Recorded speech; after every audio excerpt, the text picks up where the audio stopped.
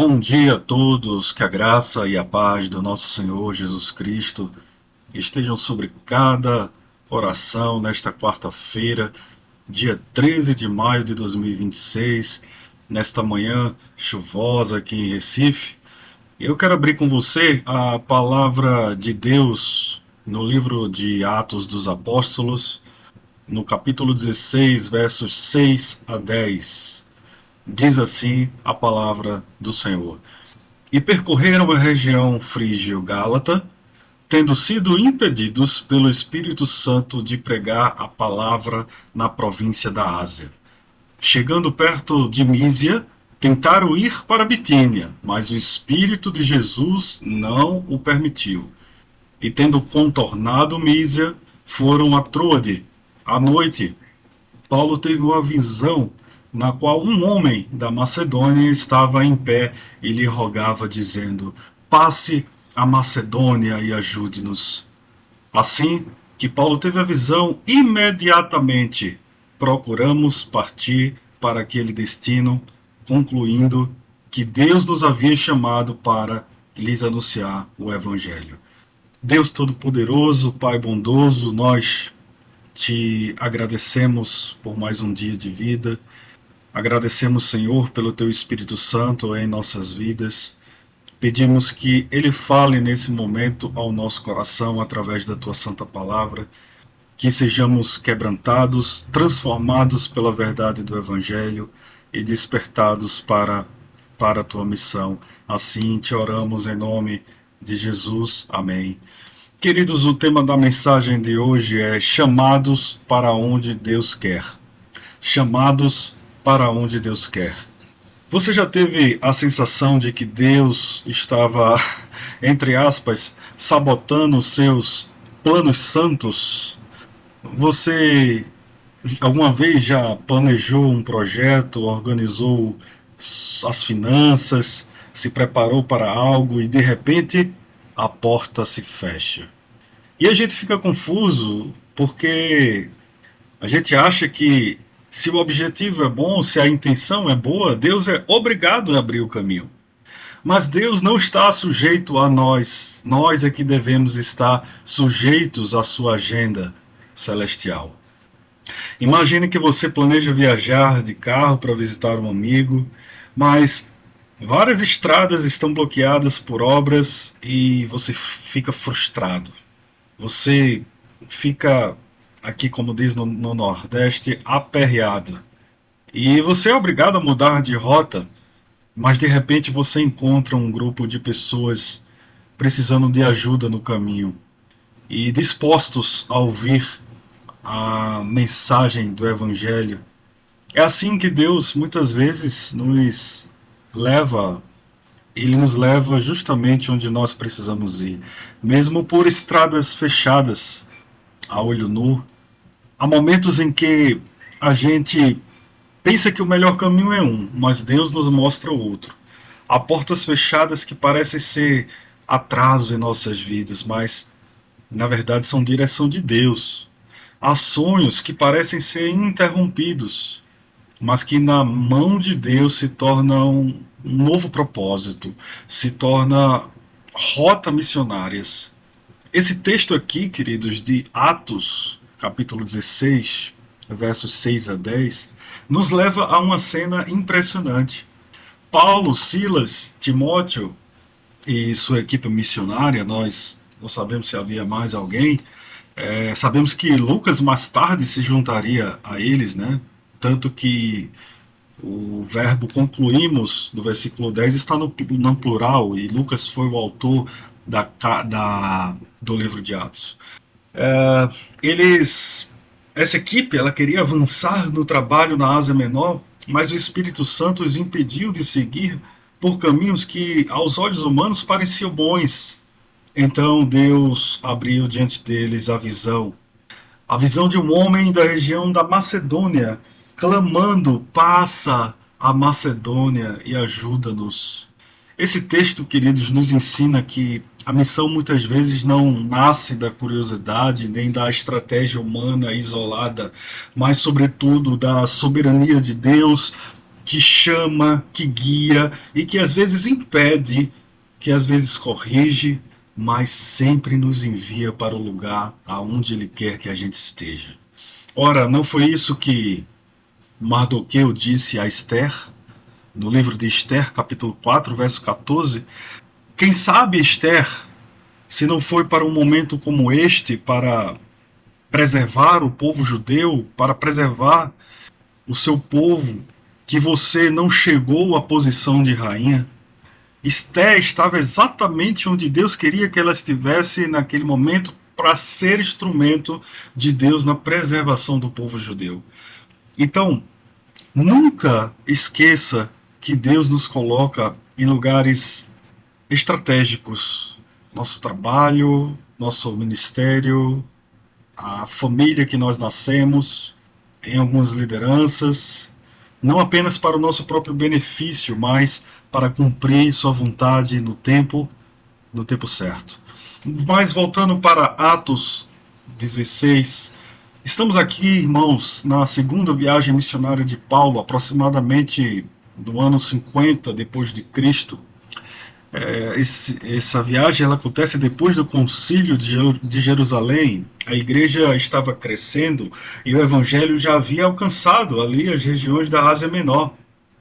É verdade que Paulo queria ir até aquelas igrejas para fortalecer essas igrejas e anunciar Cristo em novas cidades naquela região. Mas Deus queria mais.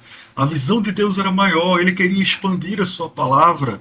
Já havia igrejas ali na Ásia Menor e de certa maneira essas igrejas elas já estavam solidificadas e elas poderiam alcançar as regiões vizinhas.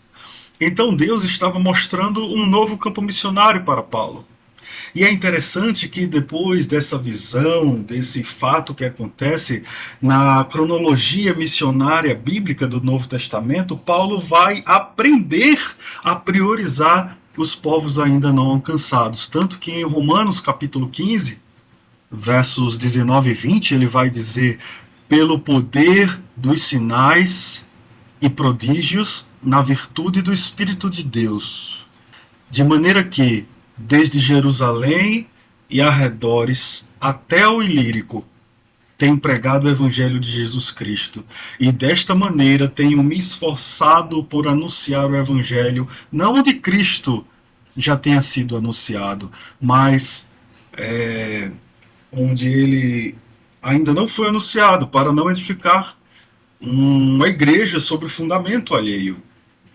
E o texto mostra que a expansão do Evangelho, esse campo, não dependia da vontade de Paulo, mas da liderança do Espírito Santo. O Espírito ele estava aqui conduzindo a equipe até Troade, na fronteira do Mar Egeu, de onde eles partiriam para a Europa, abrindo assim um caminho para o Evangelho ali em Filipos, Tessalônica, Bereia, Atenas e Corinto, ou seja, para o mundo ocidental.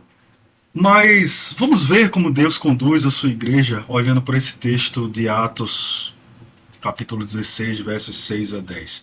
Em primeiro lugar, às vezes, meus irmãos, Deus fecha portas. O texto diz, no versículo 6 e 7, e passando pela Frígia e pela região da Galácia, que hoje é a região da Turquia, né? É o país da Turquia, eles foram impedidos pelo Espírito Santo de pregar a palavra na Ásia.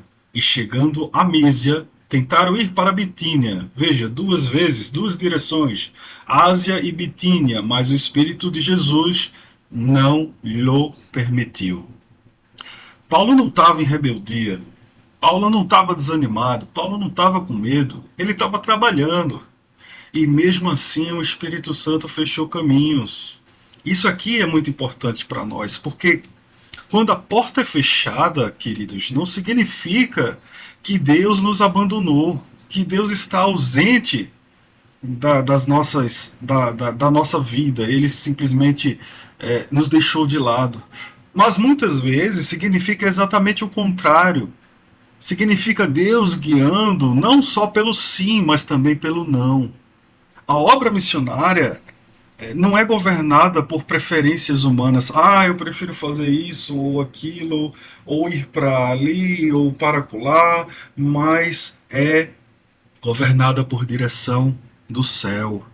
Talvez você já tenha vivido isso, um plano que não avançou, uma oportunidade que não se confirmou, uma resposta que demorou, uma direção que pareceu ser interrompida. Mas, meus amigos, imagina a frustração daquela equipe missionária que queria pregar num lugar e foi proibida por Deus. Mas o texto ele vai nos ensinar que eles confiaram no Senhor, que Deus disse não, mas que esse não era na verdade um sim. Provérbios 16, versículo 9 vai dizer que o coração do homem traça o seu caminho, mas o Senhor lhe dirige os passos. Tiago, capítulo 4, versículo 15, vai nos aconselhar a sempre dizer: se o Senhor quiser, nós faremos isto ou aquilo. Romanos 8, 28, texto clássico, diz que Deus faz tudo para cooperar para o nosso bem daqueles que o amam. Então a missão de Deus não depende da nossa pressa, irmãos, mas da sua providência fiel. Mas em segundo lugar, a orientação do Espírito aqui produz discernimento e humildade para os missionários. Veja o versículo 8. E tendo passado por Mísia, eles desceram a Troade. Gente, eles não insistiram no que eles queriam. Eles não transformaram a preferência deles em mandamento. Eles não ficaram birrentos com Deus. Eles não confundiram a boa intenção com direção divina. Simplesmente eles continuaram andando até que o Senhor deixasse claro o próximo passo. E às vezes a gente precisa parar em Troade. Troade é um lugar de contemplação. Troade é um lugar de oração. Troade é um lugar de reflexão. Troade é um lugar de ouvir a voz do Senhor dizendo: olha, não é para aqui, é para ali. Ou então não é para ali, é para aqui. Assim como Paulo, Silas, Timóteo e Lucas, aconteceu com outros missionários na história da igreja. O próprio David Livingstone, ele tentou ir para a China, mas Deus o enviou para a África e aconteceu o que aconteceu. O David Livingstone foi muito influente, muito relevante no continente africano. Muitas vidas vieram a Cristo através do seu ministério.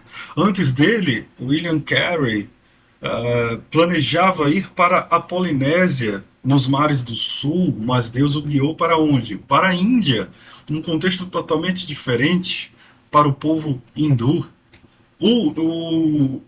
Adoniran Judson, ele foi primeiro para a Índia e aconteceu alguns problemas lá e ele precisou ser levado para a Birmânia, para hoje chamado país de Myanmar, né?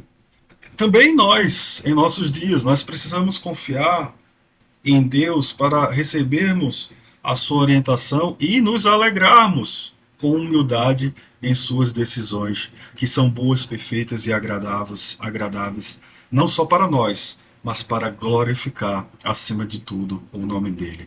A obediência missionária, irmãos, é saber esperar a palavra certa, no tempo certo de Deus. Muitas vezes nós entramos no ativismo e a gente quer avançar desesperadamente, de todo jeito, sem discernir o que nós estamos fazendo. Queremos servir sem ouvir, mas o texto nos chama à humildade de quem deve perguntar ao Senhor: Senhor, para onde tu queres me levar? Porque é Ele quem governa a logística. Veja o que o Salmo 25, versos 4 e 5 diz: Senhor, faze-me saber os teus caminhos, guia-me na tua verdade. Isaías, capítulo 30, verso 21, diz: quer você se volte para a direita ou para a esquerda, uma voz atrás de você dirá: Este é o caminho, siga-o. Essa, irmãos, é a voz do Espírito. É a voz do Espírito. Este é o caminho, siga-o. Você tem uma voz atrás de você e dentro de você que diz: esse é o caminho, siga-o. É como às vezes a gente é como um navegador que segue um mapa errado. A gente tem energia, a gente tem entusiasmo e até tem velocidade, mas a gente vai chegar no destino errado. Mas o Espírito Santo tem um GPS que não falha. Deus não erra o caminho, mesmo quando nossos planos humanos fracassam. Mas em terceiro lugar, irmãos, Deus às vezes fecha uma porta para abrir uma civilização inteira. Versículo 9. À noite sobreveio a Paulo uma visão na qual estava em pé um varão, ou um homem, né, macedônio, que lhe rogava, dizendo: passa a Macedônia e ajuda-nos. Aqui a missão ganha um novo horizonte. O Espírito não está apenas impedindo, está redirecionando, recalculando a rota. Agora o Evangelho não ficaria apenas restrito ao Oriente Médio nem à Ásia, mas avançaria para a Europa. O clamor desse homem aqui é muito profundo. Ele diz: ajuda-nos, socorre-nos. Isso mostra, queridos, a realidade humana sem Cristo dos nossos dias. O mundo não precisa apenas de ética moral, de ajuda humanitária. A Macedônia era uma região rica, ela não precisava de ação social aqui, mas havia cultos a deuses como Dionísio, por exemplo. Então, o que ela mais precisava era de um socorro espiritual. Esse povo estava perecendo espiritualmente. A maior necessidade do mundo é o evangelho da graça. E a resposta de Deus para essa necessidade é Jesus, é a sua igreja em ação, levando o nome de Jesus. O clamor da Macedônia ainda ecoa até hoje, em famílias que não têm paz, em lares que estão divididos, em jovens que estão perdidos, em casamentos que estão destruídos, em pessoas que estão presas ao pecado, em cidades cheias de religiões idólatras, vazias de arrependimento. A Macedônia aqui representa cada cultura, tribo, língua e nação que ainda vive sem a esperança da glória em Cristo Jesus. A necessidade da Macedônia é a necessidade de todo ser humano, pecadores mortos em vossos delitos e pecados, incapazes de salvar a si mesmos, e somente Cristo pode salvá-los. Por isso o clamor vem: ajuda-nos. E quem ouve esse clamor são homens de Deus, homens que seguem a palavra. Ninguém pode ajudar senão aquele que tem a palavra na mão. Há 1/3 da população mundial, cerca de 3 bilhões de pessoas que ainda estão com a vida quebrada, dizendo nesse momento: ajuda-nos. Eu lembro nosso Senhor Jesus Cristo dizendo ali em Mateus capítulo 9, verso 36 em diante. O Senhor Jesus, ele olha para a multidão e vê-la como ovelhas sem pastor. É gente clamando: ajuda-nos, ajuda-nos, hosana, salva-nos. Igreja, ouça o grito, pare de ouvir a si mesmo, homens orgulhosos, e ouçam o grito do mundo, o grito dos perdidos, o grito do necessitado, o grito daquele que está indo em direção ao inferno, mas que precisa de uma mão que erga uma palavra da parte de Deus que possa transformar o seu coração.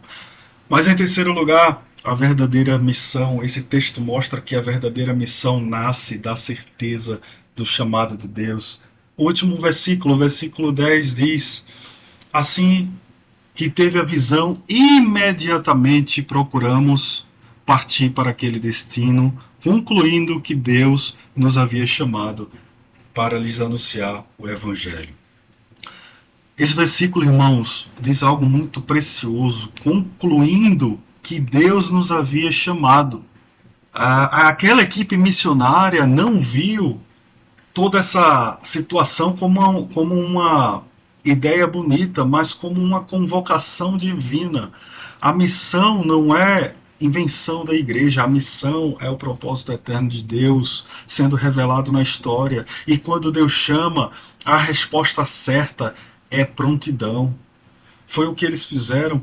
O texto diz que eles imediatamente procuraram partir para aquela região, para a Macedônia. Eles não adiaram, eles não postergaram a missão. E ali, na cidade de Filipos, quando aquela equipe missionária chega, várias pessoas são convertidas ao Senhor Jesus. Ali nasce uma igreja para a glória de Deus. Meu irmão, minha irmã, se Deus disse ide, e Ele já disse na sua palavra, não hesite, responda eis-me aqui, Senhor, e vá. Não ignore o chamado do Senhor que Ele tem para o seu povo, para você.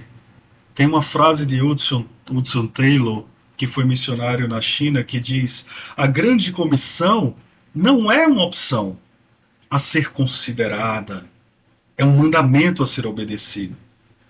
A grande comissão não é, irmãos, uma grande sugestão, mas muitas vezes nós temos feito dela uma grande omissão. A igreja precisa voltar a viver com esse senso de envio, de urgência. Nós não fomos chamados para viver apenas em reuniões, em cultos, em liturgias, mas para levar a mensagem da cruz a todos os povos da terra. Deus quer guiar a sua igreja para salvar todas as etnias. O livro de Atos não é apenas um relato sobre viagens. É Deus se revelando como um Deus missionário. É uma revelação do coração de Deus para com os povos. Aqui vemos o Senhor fechando portas, mas abrindo visões. Vemos o Senhor chamando missionários, mas também preparando corações que iriam receber o Evangelho. Pense bem comigo nessa manhã de quarta-feira.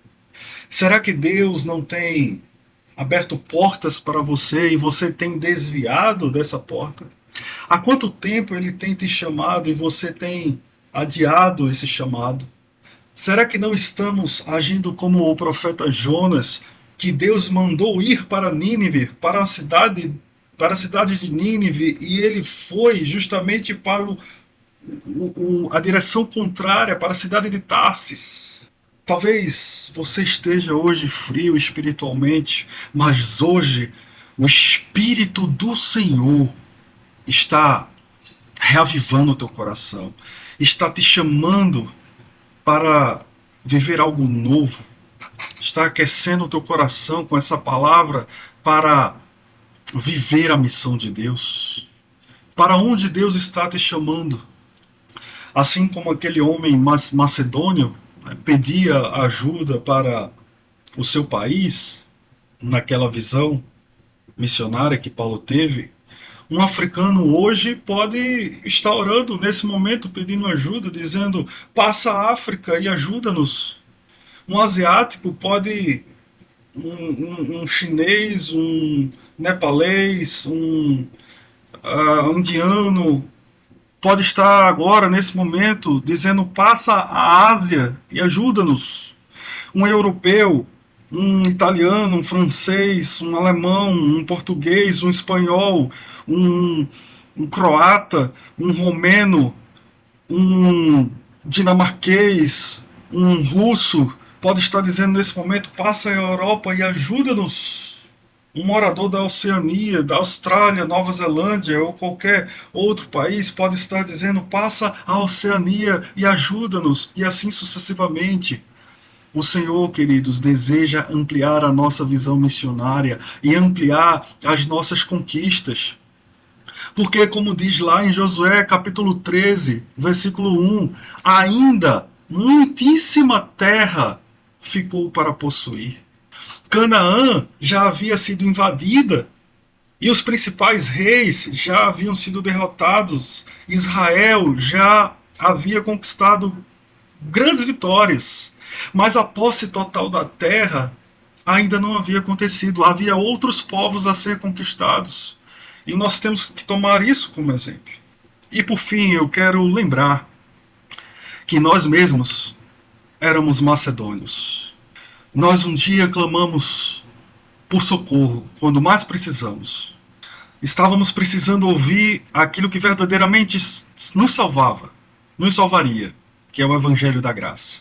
E Deus mandou alguém, mandou um evangelista, mandou um amigo, mandou um missionário falar de Cristo para nós. E eu quero lembrar também que o próprio Cristo passou para o nosso lado. Ele deixou a sua glória, ele atravessou simbolicamente o mar Egeu e desceu ao nosso caos, quebrou as nossas idolatrias para nos ajudar. E ele não fez isso apenas com palavras e conselhos, mas ele fez isso com o seu próprio sangue. Que Deus nos abençoe em Cristo Jesus. Amém e graças a Deus.